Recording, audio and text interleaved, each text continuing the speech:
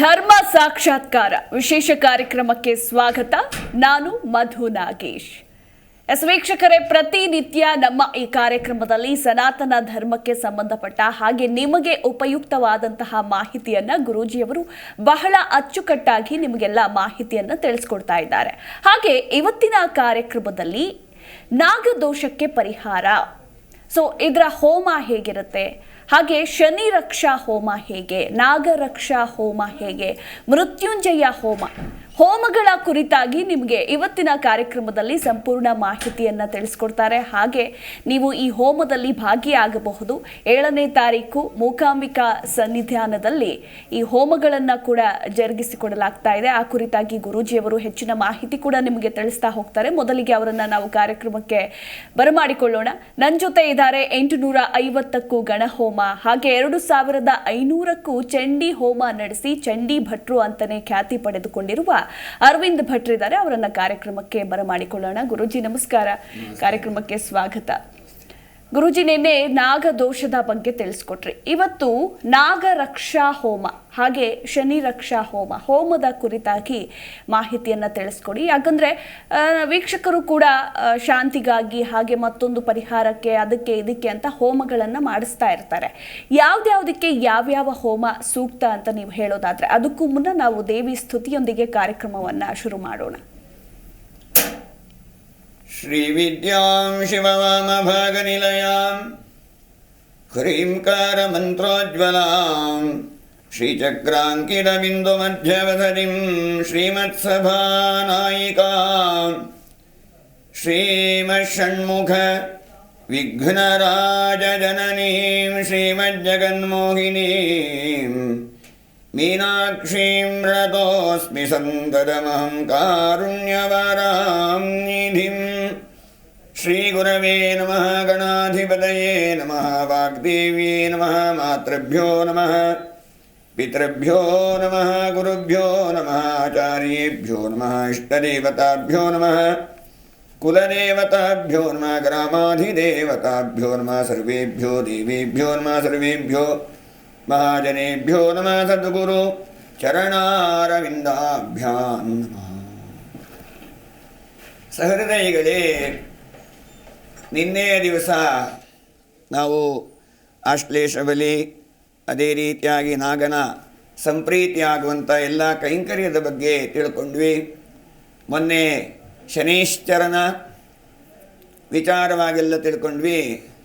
ತುಂಬ ಜನ, ಕೆಲವರೆಲ್ಲ ದೂರವಾಣಿ ಕರೆಗಳನ್ನು ಮಾಡಿ ಈ ಹೋಮ ಏನಾದರೂ ಮಾಡ್ತಾ ಇದ್ದೀರಾ, ನಮಗೂ ಆಗಬೇಕಾಗಿತ್ತು ಅನ್ನುವಂಥ ವಿಚಾರಗಳನ್ನೆಲ್ಲ ಪ್ರಸ್ತಾಪ ಮಾಡಿದ್ರಿಂದ ಬೆಂಗಳೂರಿನ ತಾತಗುಣಿ ಅಗರ ಗ್ರಾಮದಲ್ಲಿ ಇರುವಂತಹ ಮೂಕಾಂಬಿಕಾ ಸನ್ನಿಧಿ ಅಂಬಿಕೆಯ ಸ್ಥಾನದಲ್ಲಿ ನಾವು ಶನಿ ರಕ್ಷಾ ಹೋಮ, ಅದೇ ರೀತಿಯಾಗಿ ನಾಗರಕ್ಷಾ ಹೋಮ, ಮೃತ್ಯುಂಜಯ ಹವನ, ಮಕ್ಕಳಿಗೋಸ್ಕರ ವಾಗ್ದೇವಿಯ ಹವನವಾದಿಗಳನ್ನೆಲ್ಲ ಮಾಡ್ತಾಯಿದ್ದೀವಿ. ಮೊದಲನೇದಾಗಿ ಶನೀಶ್ಚರ ಶಾಂತಿ. ಈ ಶನೀಶ್ಚರ ಶಾಂತಿ ಹವನ ಅನ್ನುವಂಥದ್ದು ಮತ್ತು ಶನಿ ರಕ್ಷಾ ಹೋಮ ಅನ್ನುವಂಥದ್ದು ಶನೀಶ್ಚರನ ಪ್ರೀತ್ಯರ್ಥವಾಗಿರುವಂಥದ್ದು. ಶನೀಶ್ಚರನ ವಿಚಾರವಾಗಿ ನಾವು ಮೊನ್ನೆ ಪ್ರಸ್ತಾಪ ಮಾಡಿದಾಗ, ಶನೀಶ್ಚರ ಅನ್ನುವಂಥವನು ಎಲ್ಲ ರೀತಿಯಾದಂತಹ ದುರಿತಗಳನ್ನು ದೂರ ಮಾಡುವವನು ಹೌದು. ಶನೀಶ್ಚರಾಯ ನಮಃ, ಶಾಂತಾಯ ನಮಃ, ಸರ್ವಾಭೀಷ್ಟಪ್ರದಾಯಿನೇ ನಮಃ ಅಂತ ಹೇಳಿದೆ ಶನೀಶ್ಚರ ಅಷ್ಟೋತ್ತರ. ಸರ್ವ ಅಭೀಷ್ಟಗಳನ್ನು ಶನೀಶ್ಚರನ್ನು ಕೊಡಬೇಕಿದ್ರೆ ಅವನು ಸಂಪ್ರೀತನಾಗಬೇಕು. ಅವನ ಸಂಪ್ರೀತಿ ಅನ್ನುವಂಥದ್ದಾಗಬೇಕಿದ್ರೆ ನಾವು ದೀನರಿಗೆ, ಬಡವರಿಗೆ, ಕಷ್ಟದಲ್ಲಿ ಇರುವಂಥವರಿಗೆ ಅನ್ನದಾನ ಮಾಡುವುದರ ಮುಖಾಂತರ, ಸಹಾಯವನ್ನು ಮಾಡುವುದರ ಮುಖಾಂತರ ನಾವು ಆ ಶನೀಶ್ವರನ ಸಂಪ್ರೀತಿಯನ್ನು ಸಂಪಾದನೆ ಮಾಡ್ಬೋದು ಅಂಥೇಳಿ ಅವತ್ತು ತಿಳ್ಕೊಂಡ್ವಿ. ಇದರ ಜೊತೆಗೆ ತ್ಯಾಗೇನ ಏಕೇನ ಅಮೃತತ್ವ ಮಾನಶು, ದ್ರವ್ಯತ್ಯಾಗವನ್ನು ಕೂಡ ಮಾಡಬೇಕಾಗುತ್ತೆ. ಯಜ್ಞೋ ವೈ ವಿಷ್ಣು ಯಾವುದೇ ಒಂದು ಯಜ್ಞವನ್ನು ನಾವು ಮಾಡುವಾಗ ಯಜ್ಞದ ದ್ವಾರ ಆಯಾಯ ಮಂತ್ರಗಳನ್ನು ಹೇಳಿ ಹವಿಸ್ಸನ್ನು ಕೊಟ್ಟಾಗ ಅದು ನೇರವಾಗಿ ಆ ದೇವರಿಗೆ ಅದು ತಲುಪುತ್ತೆ. ಮಂತ್ರಾಧೀನಂತೂ ದೈವತಃ, ಎಲ್ಲ ದೇವರು ಕೂಡ ಮಂತ್ರಕ್ಕೆ ಅಧೀನವಾಗಿ ಯಾವುದೇ ಒಂದು ಮಂತ್ರದ ಪುನಶ್ಚರಣೆಯನ್ನು ಮಾಡಿದಾಗ ಮನನಾತ್ ತ್ರಾಯತೆ ಇತಿ ಮಂತ್ರ ಪುನಶ್ಚರಣೆ ಮಾಡಿದಾಗ ಆಯಾಯ ದೇವತೆಗಳ ಸಾನ್ನಿಧ್ಯ. ಯಾಕೆ ಅಂತ ಹೇಳಿದರೆ ಮನುಷ್ಯರಾಗಲ್ಲ, ದೇವರು ವಚನ ಕೊಟ್ಟಿದ್ದಾರೆ. ಆ ಮಂತ್ರವನ್ನು ಹೇಳಿದರೆ ಆ ದೇವತೆಗಳ ಸಾನ್ನಿಧ್ಯ ಅನ್ನುವಂಥದ್ದು ಪರಿಪೂರ್ಣವಾಗಿ ಆಗುತ್ತದೆ ಅಂತ ಹೇಳೋದು ಅನುಭವ ವಿದಿತ ವಿಷಯ. ಕೆಲವೊಂದು ವಿಚಾರ ನೋವು ಹೇಗಿರುತ್ತೆ ತೋರ್ಸೋಕ್ಕೆ ಯಾರಿಗೂ ಆಗಲ್ಲ. ಹಾಗೆ ಋಷಿ ಮುನಿಗಳು ನಮಗೆ ಭೂ ಲೋಕಕ್ಕೆ ಅನುಗ್ರಹ ಮಾಡಿರುವಂಥ ವಿಚಾರ ಇದು ಏನು ಅಂತ ಹೇಳಿದರೆ, ಯಜ್ಞಾದಿಗಳಿಂದ ಯಜ್ಞಾತ್ ಭವತಿ ಪರ್ಜನ್ನ, ಮಳೆಯಾಗಲಿ ಬೆಳೆಯಾಗಲಿ ಸುಖ ಆಗಲಿ ಶಾಂತಿ ಆಗಲಿ ಎಲ್ಲವೂ. ದಶರಥ ಚಕ್ರವರ್ತಿ ಮಕ್ಕಳೇ ಇಲ್ಲದೆ ಇದ್ದಂಥವನು ಪುತ್ರಕಾಮೇಷ್ಟಿ ಯಾಗದಿಂದ ರಾಮ ಲಕ್ಷ್ಮಣ ಭರತ ಶತ್ರುಘ್ನ ಸತ್ಸಂತಾನವನ್ನು ಪಡೆದಂತೆ ಶನೀಶ್ವರನ ಪ್ರೀತಿಗೋಸ್ಕರ ನಾವು ಶನೀಶ್ವರ ಶಾಂತಿ ಹವನ, ಆ ಶನೀಶ್ವರನ ಪ್ರೀತ್ಯರ್ಥವಾಗಿ ಶಮಿ ಸಮಿತಿನಿಂದ ಎಳ್ಳಿನಿಂದ ಚೆರುವಿನಿಂದ ಆಜ್ಯದಿಂದ ದ್ರವ್ಯ ತ್ಯಾಗವನ್ನು ಮಾಡಿ ಶನೀಶ್ವರಾಯ ಇದನ್ನಮಮ ಅಂಥೇಳಿ ಅವನ ಸ್ತುತಿ. ಅದಕ್ಕೆ ಮಂತ್ರಗಳಿದೆ. ಶನೀಶ್ವರನ ಪ್ರೀತ್ಯರ್ಥವಾದಂಥ ವೇದೋಕ್ತ ಮಂತ್ರಗಳಿಂದ ನಾವು ಆ ಶನೀಶ್ವರನ ಹೋಮ ಮಾಡಿ ಅದಕ್ಕೆ ಜಪಾದಿಗಳನ್ನು ಮಾಡಬೇಕು. ಶನೀಶ್ವರನ ರಕ್ಷೆ ಅಂತ ಹೇಳುವಂಥದ್ದು ನಾವು ಯಜ್ಞದಿಂದ ಏನು ಹುತಶೇಷ ಅಂತ ಹೇಳ್ತೇವೆ. ಅಂದರೆ ನಾವೀಗ ಆಜ್ಯಾಹುತಿಯನ್ನು ಕೊಟ್ಟು ಸಂಪಾತ ಆಜ್ಯ ಅಂತಲೂ ಅದಕ್ಕೆ ಕರೀತಾರೆ. ಅಂತಹ ಪ್ರಸಾದವನ್ನು ಜೊತೆಗೆ ಹೋಮದ ರಕ್ಷೆಯನ್ನು ಕೂಡ ಸೇರಿಸಿ ಅದರಲ್ಲಿ ಈಗ ಒಂದು ಬೆಳ್ಳಿಯ ತಾಯಿತ ಅದನ್ನು ನಾವು ಅದಕ್ಕೆ ಹಾಕಿ ಧಾರಣೆ ಮಾಡಿಕೊಂಡ್ರೆ ಆ ಶನೀಶ್ವರನ ಅವನು ಸಂಪ್ರೀತನಾದಾಗ ನಾವು ಯಾರಿಗೇ ಆಗಲಿ ಒಂದು ಕಾರ್ಯವನ್ನು ಮಾಡಿ ಅವರ ಹತ್ರ ಒಂದು ವಿಷಯವನ್ನು ಕೇಳ್ಕೋಬೇಕು ಅಂದರೆ ಅವನು ಸಂತೋಷಪಡಿಸಬೇಕು. ಶನೀಶ್ವರ ಶಾಂತಿ ಹೋಮವನ್ನು ಮಾಡಿ ಅವನ ಅಡಿದಾವರಲ್ಲಿ ಪ್ರಾರ್ಥನೆ ಮಾಡೋದು ಏನು ಅಂತ ಹೇಳಿದರೆ, ನಮ್ಮ ಎಲ್ಲ ರೀತಿಯಾದಂಥ ಕಷ್ಟಗಳನ್ನು ಸಂಕಟಗಳನ್ನು ಪರಿಹಾರ ಮಾಡಿಕೊಡು ಅಂತ ಕೇಳೋದು. ಜೊತೆಗೆ ಎಲ್ಲ ಅಭೀಷ್ಟವನ್ನು ಕೊಡುವಂತಹ ಶನೀಶ್ವರನು ನಮಗೆ ಸದಾಕಾಲವೂ ಕೂಡ ರಕ್ಷೆಯಾಗಿರಬೇಕು. ರಕ್ಷೆಗೆ ಶಿಕ್ಷೆಗೆ ಅವನು ಅಧಿಪತಿ. ಅಂತಹ ಶನೀಶ್ವರನ ರಕ್ಷೆಗೋಸ್ಕರ ಮೂಕಾಂಬಿಕಾ ಸನ್ನಿಧಿಯಲ್ಲಿ 7ನೇ ತಾರೀಕು ಮುಂದಿನ ತಿಂಗಳು ಶನಿ ಶಾಂತಿ ಹೋಮಾದಿಗಳು ನಡೀತದೆ.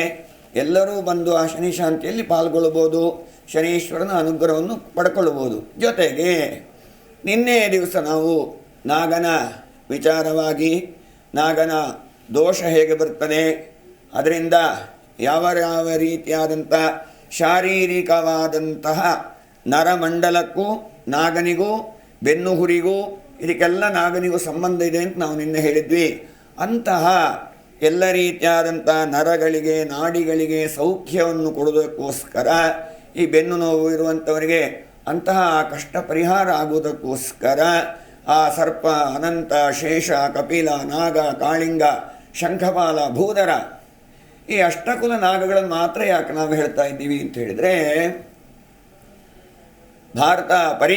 ಭಾಗವತದಲ್ಲಿ ಪರೀಕ್ಷಿತ ಅನ್ನುವಂಥ ಧರ್ಮಿಷ್ಠರಾಗಿರ್ತಾನೆ. ಅವನು ಎಲ್ಲ ಸತ್ಕರ್ಮಾನುಷ್ಠಾನವನ್ನು ಮಾಡ್ತಾ ಇರ್ತಾನೆ. ಒಂದು ದಿವಸ ಕಾಡಿಗೆ ಹೋಗಿ ಓರ್ವ ಮಹರ್ಷಿಗಳ ಆಶ್ರಮಕ್ಕೆ ಹೋಗ್ತಾನೆ. ತುಂಬ ದೇಹಕ್ಕೆ ಆಯಾಸ ಆಗಿರ್ತದೆ ಅವನಿಗೆ. ಆಗ ಆ ಋಷಿಗಳು ಅಲ್ಲಿ ಧ್ಯಾನಾಸಕ್ತರಾಗಿ ಕೂತಿರ್ತಾರೆ. ಎಷ್ಟೋ ರೀತಿಯಲ್ಲಿ ಅವನಿಗೆ ಕುಡಿಯಲು ನೀರು ಬೇಕಾಗಿರುತ್ತೆ. ಅದಕ್ಕೋಸ್ಕರ ಅವನಲ್ಲಿಗೆ ಹೋಗಿ ಅದನ್ನು ನೀರು ಬೇಕು ಅಂತ ಕೇಳ್ತಾನೆ. ಯಾರ ಹತ್ರ? ಮಹರ್ಷಿಗಳ ಹತ್ರ. ಆ ಧ್ಯಾನಾಸಕ್ತರಾಗಿದ್ದಂತಹ ಸಮಾಧಿ ಸ್ಥಿತಿಯಲ್ಲಿದ್ದಂತಹ ಆ ಮಹರ್ಷಿಗಳಿಗೆ ಇವನು ಬಂದಿದ್ದ್ಯಾವುದು ಗೊತ್ತಾಗದೇ ಇಲ್ಲ. ಇವನಿಗೆ ಪರೀಕ್ಷಿತನಿಗೆ ತುಂಬ ಸಿಟ್ಟು ಬಂದುಬಿಡುತ್ತೆ. ಚಕ್ರವರ್ತಿಯವನು ಅಂಥವನು. ಅದಲ್ಲದೆ ಅವನಿಗೆ ಪರೀಕ್ಷಿತ ಅಂತೇಳಿ ಯಾಕೆ ಹೆಸರು ಬಂತು ಅಂತಂದರೆ, ಈ ಅಶ್ವತ್ಥಾಮ ಈ ಮಹಾಭಾರತ ಯುದ್ಧ ಎಲ್ಲ ಮುಗಿದು ಅಶ್ವತ್ಥಾಮಾಚಾರ್ಯನು ದರ್ಭಾಸ್ತ್ರವನ್ನು ಅಭಿಮನ್ಯುವಿನ ಪತ್ನಿಯಾದಂಥ ಉತ್ತರೆಯ ಗರ್ಭದಿಂದ, ಉತ್ತರೆಯ ಅಭಿಮನ್ಯುವಿನ ಮಗ ಪರೀಕ್ಷಿತ, ಆ ಗರ್ಭದಲ್ಲಿ ಇದ್ದಂಥ ಶಿಶುವನ್ನು ಹತ್ಯೆ ಮಾಡಬೇಕು ಅಂಥೇಳಿ ಅಶ್ವತ್ಥಾಮಾಚಾರ್ಯರು ದರ್ಭಾಸ್ತ್ರವನ್ನು ಬಿಟ್ಟಾಗ ಶ್ರೀಕೃಷ್ಣ ಸ್ವಾಮಿಯು ಸುದರ್ಶನ ಚಕ್ರದಿಂದ ಅವನನ್ನು ರಕ್ಷಣೆ ಮಾಡ್ತಾನೆ. ಆ ಸುದರ್ಶನ ಚಕ್ರದ ದರ್ಶನವನ್ನು ಮಾಡಿದ್ರಿಂದ ಅವನಿಗೆ ಪರೀಕ್ಷಿತ ಅಂತ ಹೆಸರು ಬಂದಿರ್ತದೆ. ಅಂತಹ ಆ ಭಗವಂತನ ಅನುಗ್ರಹ ಇದ್ದವನೇ ಆಗಿದ್ದರೂ ಕೂಡ ಅವನಿಗೆ ಸ್ಮೃತಿ ವ್ಯತ್ಯಾಸ ಆಗಿ ಅವನು ಏನು ಮಾಡ್ತಾನೆ, ಸಿಟ್ಟು ಬಂದುಬಿಡುತ್ತೆ ಅವನಿಗೆ. ಕ್ರೋಧಾತು ಸ್ಮೃತಿ ಭ್ರಂಶಃ. ನಮಗೆ ಸಿಟ್ಟು ಅನ್ನೋದು ಮನುಷ್ಯನಿಗೆ ಬಂದರೆ ಏನು ಮಾಡ್ತೀವಿ ಅನ್ನುವಂಥದ್ದು ಬುದ್ಧಿ ಇರೋದಿಲ್ಲ. ಅವನೇನು ಮಾಡ್ತಾನೆ, ಅಲ್ಲಿಯೇ ಇದ್ದಂಥ ಒಂದು ಹಾವು ಸತ್ತು ಬಿದ್ದಿರುತ್ತೆ ಅಲ್ಲಿ, ಅದನ್ನು ತೆಗೆದು ಈ ಋಷಿಗಳ ಕುತ್ತಿಗೆಗೆ ಹಾಕಿಬಿಡ್ತಾನೆ. ಸ್ವಲ್ಪ ಸಮಯದಲ್ಲಿ ಅವನು ಹೊರಟೋಗಿದ್ದಾನೆ. ಆ ಋಷಿ ಪುತ್ರ ಬರ್ತಾನೆ.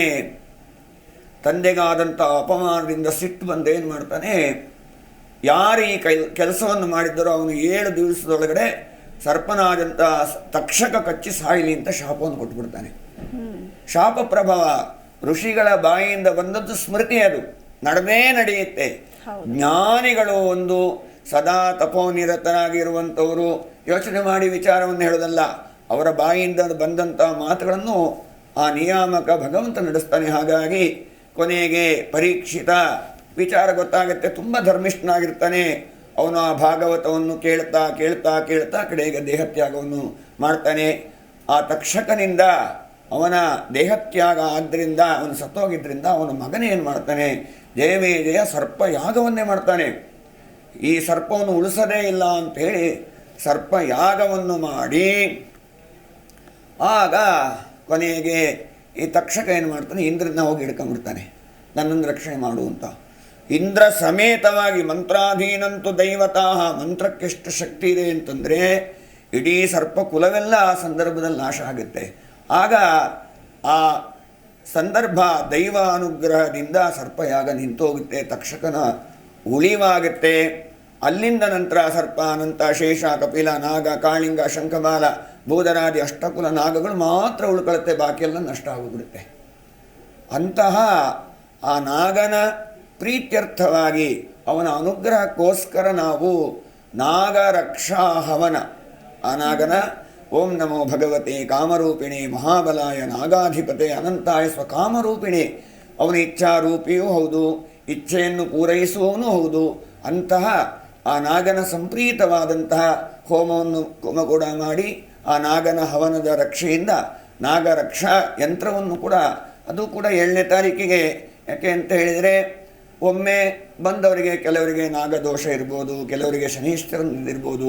ಹಾಗಾಗಿ ನಾವೇನು ಮಾಡ್ತಾ ಇದ್ದೀವಿ, ಆ ತುಂಬ ಜನ ನಮಗೆ ಫೋನ್ ಮಾಡಿ ಕೇಳಿದ್ರಿಂದ ಏನಾದರೊಂದು ಮಾಡಿ ಗುರುಗಳೇ ಅಂತ ಹೇಳಿದಾಗ ನಾವು ಎಲ್ಲರಿಗೋಸ್ಕರ ಎಲ್ಲರಿಗೂ ಒಳ್ಳೆಯದಾಗಲಿ ಎನ್ನುವಂಥ ದೃಷ್ಟಿಯಿಂದ ಶನೀಶ್ವರ ಶಾಂತಿಯನ್ನು ಮಾಡಿ ಶನೀಶ್ವರ ರಕ್ಷಾ ಯಂತ್ರವನ್ನು, ನಾಗರಕ್ಷಾ ಹೋಮವನ್ನು ಮಾಡಿ ನಾಗರಕ್ಷಾ ಯಂತ್ರವನ್ನು ಕೂಡ ಕೊಡ್ತಾ ಇದ್ದೇವೆ. ಜೊತೆಗೆ ಮಕ್ಕಳಿಗೆ ವಿದ್ಯಾಭ್ಯಾಸಕ್ಕೋಸ್ಕರ ಸರಸ್ವತಿ ಹವನ, ಮೇಧಾ ಸರಸ್ವತಿ. ಆದರೆ ಕೆಲವರಿಗೆ ಏನಾಗ್ತದೆ ಅಂತ ಹೇಳಿದರೆ ಎಷ್ಟೋ ಓದ್ತಾರೆ ಪಾಪ ಮಕ್ಕಳು, ಎಷ್ಟೋ ಪರಿಶ್ರಮ ಪಡ್ತಾರೆ, ಫಲನೇ ಸಿಗೋದಿಲ್ಲ. ಅದು ಈ ಜಾತಕ ಸ್ಥಿತಿಯಲ್ಲಿ ಬುಧನಿಂದ ನಾವು ಚಿಂತನೆ ಮಾಡ್ತೇವೆ. ಬೃಹಸ್ಪತಿ ನಮ್ಮ ದೇಹದಲ್ಲಿ ಕಂಠದಲ್ಲಿರ್ತಾನೆ, ಬುಧ ಹೃದಯದಲ್ಲಿರ್ತಾನೆ. ಅಂತಹ ಆಯಾಯ ಗ್ರಹರ ಕೆಲವರಿಗೆ ಸರಸ್ವತಿ ಹೋಮದಿಂದ ಆ ಸರಸ್ವತಿಯ ಅನುಗ್ರಹವನ್ನು ಪಡ್ಕೊಂಡ್ರೆ ನಮಗೆ ಅನುಕೂಲ ಆಗುತ್ತೆ. ಅದನ್ನು ನಾವು ನಾವು ಯಾವ ರೀತಿಯಾಗಿ ನಮ್ಮ ದೇಹದಲ್ಲಿ ಯಾವುದಾದ್ರೂ ಒಂದು ವಿಚಾರ ಕಡಿಮೆ ಆಗಿದೆ, ಹಿಮೋಗ್ಲೋಬಿನ್ ಇತ್ಯಾದಿಗಳು, ಡಾಕ್ಟ್ರ್ ಹೇಳ್ತಾರೆ ನೀವು ಈ ಮಾತ್ರೆ ತಗೊಂಡ್ರೆ ನಿಮ್ಗೆ ಅನುಕೂಲ ಆಗುತ್ತೆ ಅಂತ. ಅದೇ ರೀತಿ ಕೆಲವರಿಗೆ ಜಾತಕ ಸ್ಥಿತಿಯಲ್ಲಿ ಗ್ರಹರ ಅನುಕೂಲ ಇಲ್ಲದೇ ಇದ್ದಾಗ, ವಿದ್ಯಾಭ್ಯಾಸನ ಬುಧ ನೀಚನಾಗಿದ್ದಾಗ, ಬುಧ ಬುದ್ಧಿಕಾರಕ, ಅದನ್ನು ಅನುಗ್ರಹ ಇಲ್ಲದೇ ಇದ್ದಾಗ ನಮಗೆ ವಿದ್ಯಾಭ್ಯಾಸ ಅನ್ನೋದು ಆಗಲಿ, ಬುದ್ಧಿ ಆಗಲಿ, ತಿಳುವಳಿಕೆ ಆಗಲಿ, ಎಷ್ಟೇ ಪರಿಶ್ರಮ ಪಟ್ಟರೂ ಕೂಡ ಪರೀಕ್ಷೆ ಹೊತ್ತಿಗೆ ಅದನ್ನು ಓದೋಕ್ಕಾಗಲ್ಲ, ಹೇಳೋಕ್ಕಾಗಲ್ಲ, ಬರೆಯೋಕ್ಕಾಗಲ್ಲ ಅನ್ನುವಂಥ ಪರಿಸ್ಥಿತಿ ಬಂದ್ಬಿಡುತ್ತೆ. ನೆನಪಿನ ಶಕ್ತಿ ಇತ್ಯಾದಿಗಳು. ಅದಕ್ಕೆ ಮೇಧಾ ಸರಸ್ವತಿ, ಮೇಧಾ ದೇವಿ ಜುಷಮಾಣಾನ ಆಗಾದ್ವಿಶ್ವಾಚಿ ಭದ್ರಾ ಸುಮನಸ್ಯಮಾನ. ಅದು ಪೂರ್ತಿ ಸೂಕ್ತ ಇದೆ, ಮೇಧಾ ಸೂಕ್ತ ಅಂತೇಳಿ. ಅಂತಹ ಅದಲ್ಲದೆ ಲಿಪಿ ದೇವತ ಸರಸ್ವತಿ, ಅವಳ ಪ್ರೀತ್ಯರ್ಥವಾಗಿ ಆ ವಾಗ್ದೇವಿಯನ್ನು ಯಜ್ಞದ ದ್ವಾರ, ಯಾವುದೇ ಒಂದು ದೇವತೆಗಳ ಆರಾಧನೆಯನ್ನು ನಾವು ಮಾಡುವಾಗ ಪೂಜೆ ಮಾಡೋದಕ್ಕಿಂತಲೂ ಆರಾಧನೆ ಮಾಡೋದಕ್ಕಿಂತಲೂ ಯಜ್ಞವನ್ನು ಮಾಡಿದಾಗ ಅದು ಆಯಾಯ ದೇವತೆಗೆ ನೇರವಾಗಿ ಸಮರ್ಪಣೆ ಆಗ್ತದೆ. ಇದರಿಂದ ಏನಾಗ್ತದೆ, ಬಹಳ ಬೇಗವಾಗಿ ನಮಗೆ ಆ ಭಗವತಿಯ ಆಯಾಯ ದೇವತೆಗಳ ಅನುಗ್ರಹ ಆಗುತ್ತೆ.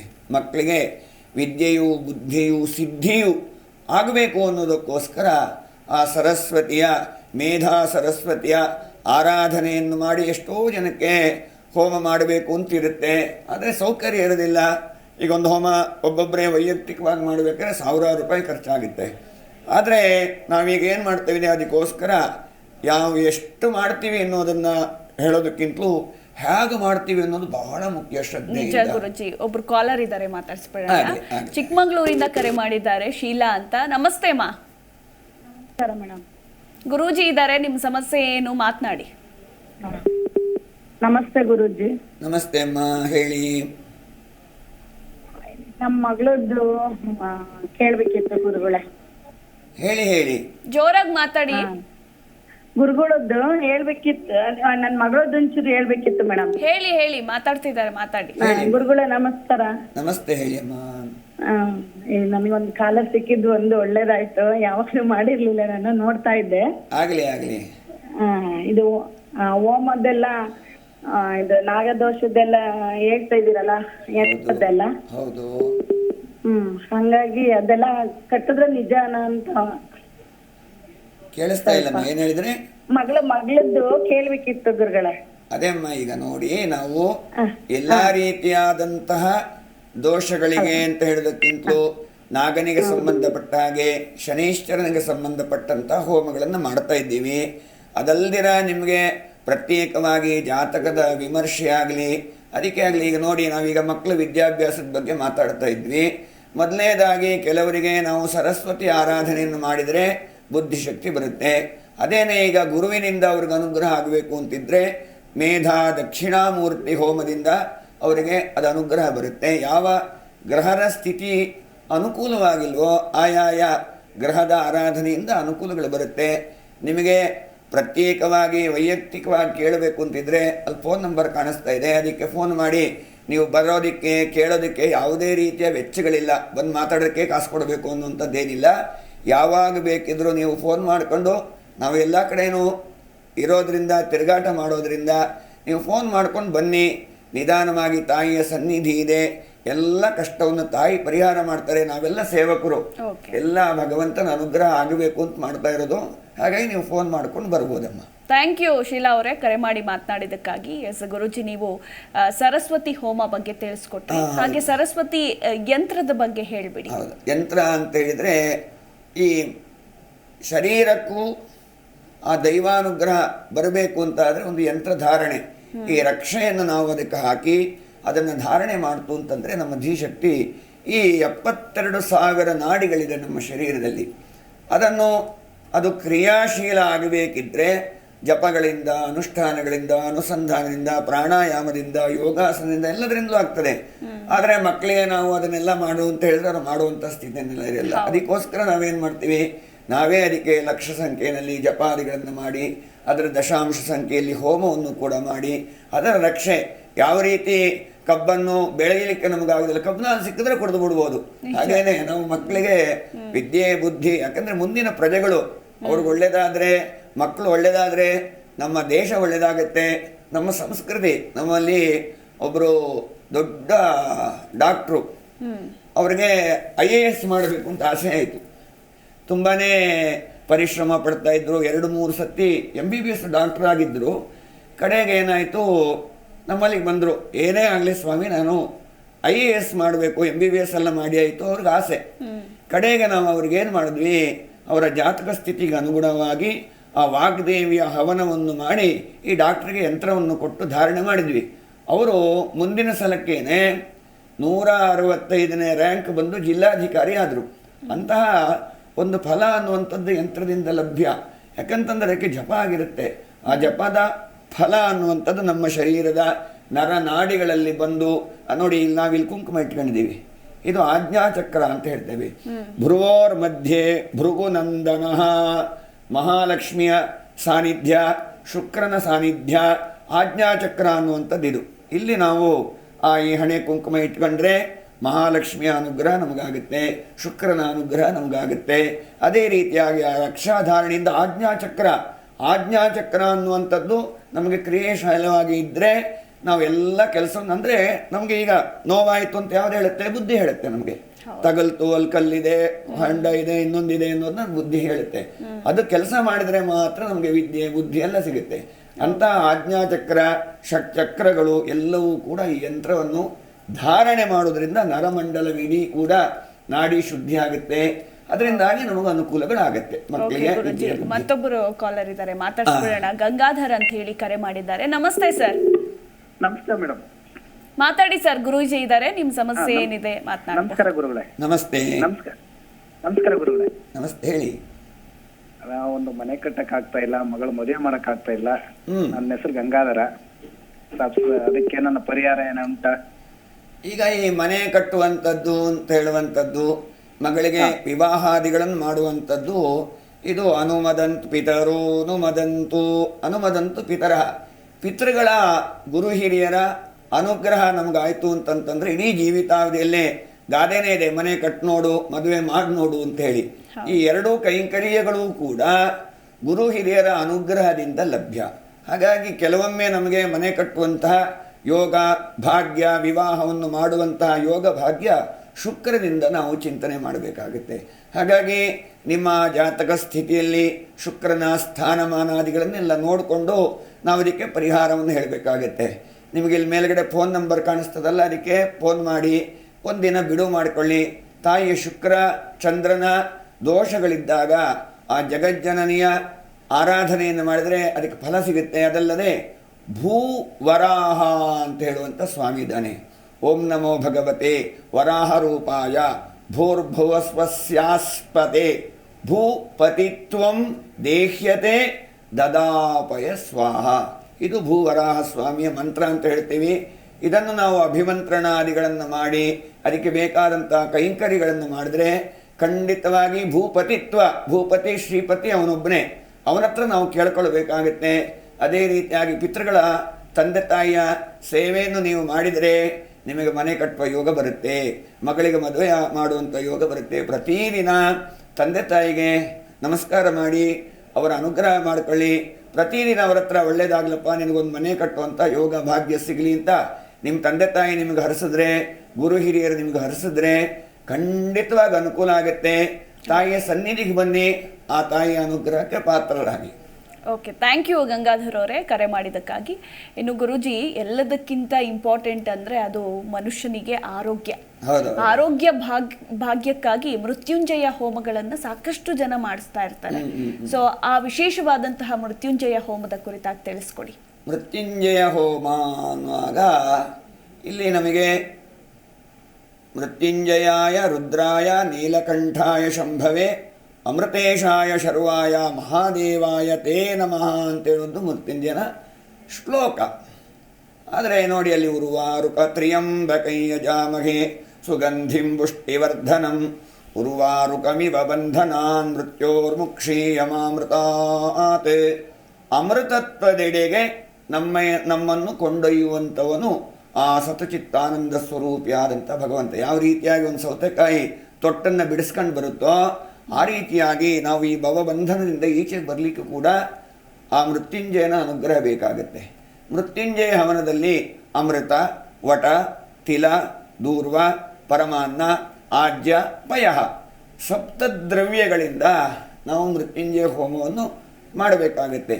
ಮೃತ್ಯುಂಜಯ ಹೋಮವನ್ನು ಮಾಡಿತು ಅಂತೇಳಿ ಆದರೆ ಯಾವುದೋ ಒಂದು ಗ್ರಹಸ್ಥಿತಿಯಿಂದ ಒಂದು ಅವಘಡ, ಈಗ ಅದು ಸಂಧಿಕಾಲ ಇರ್ಬೋದು ಅಥವಾ ಯಾವುದಾದ್ರೂ ಒಂದು ಮೃತ್ಯು ಕಂಟಕಗಳು ಅಂತ ಮನುಷ್ಯನಿಗೆ ಬರ್ತದೆ.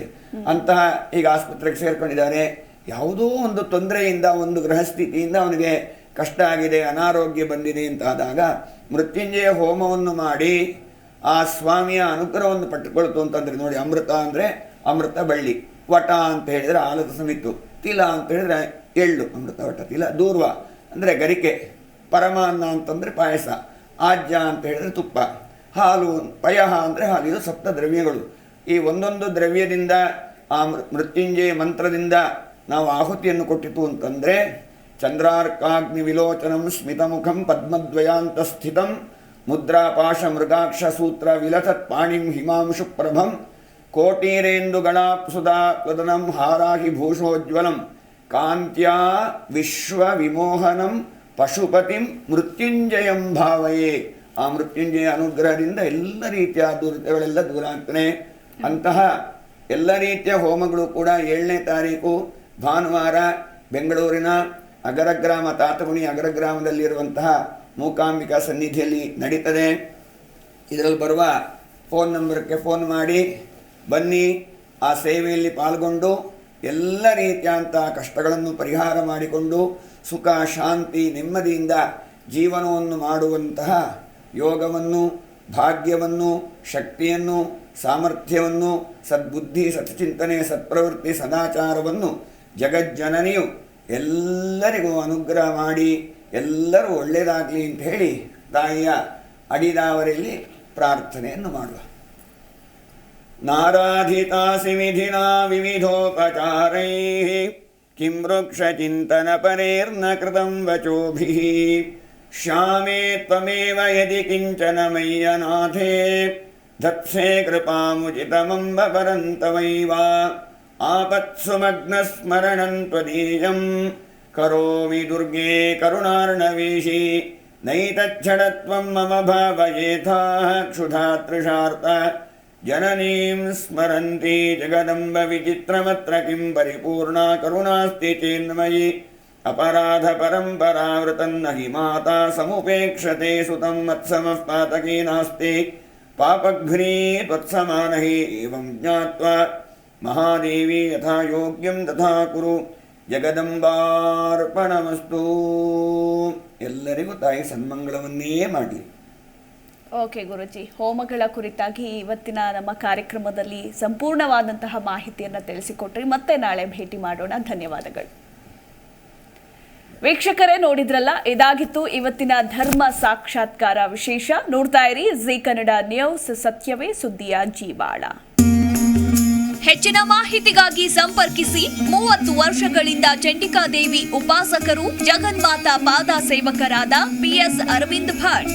ದೂರವಾಣಿ ಸಂಖ್ಯೆ 7411003268 ಅಥವಾ 9035301512. ಮೂಕಾಂಬಿಕಾ ಸನ್ನಿಧಿ, ಶೆಟ್ಟೀಸ್ ಗಾರ್ಡನ್, ಭೈರಸಂದ್ರ ಗ್ರಾಮ, ತಾತಗುಣಿ ಅಂಚೆ, ಬೆಂಗಳೂರು 560082.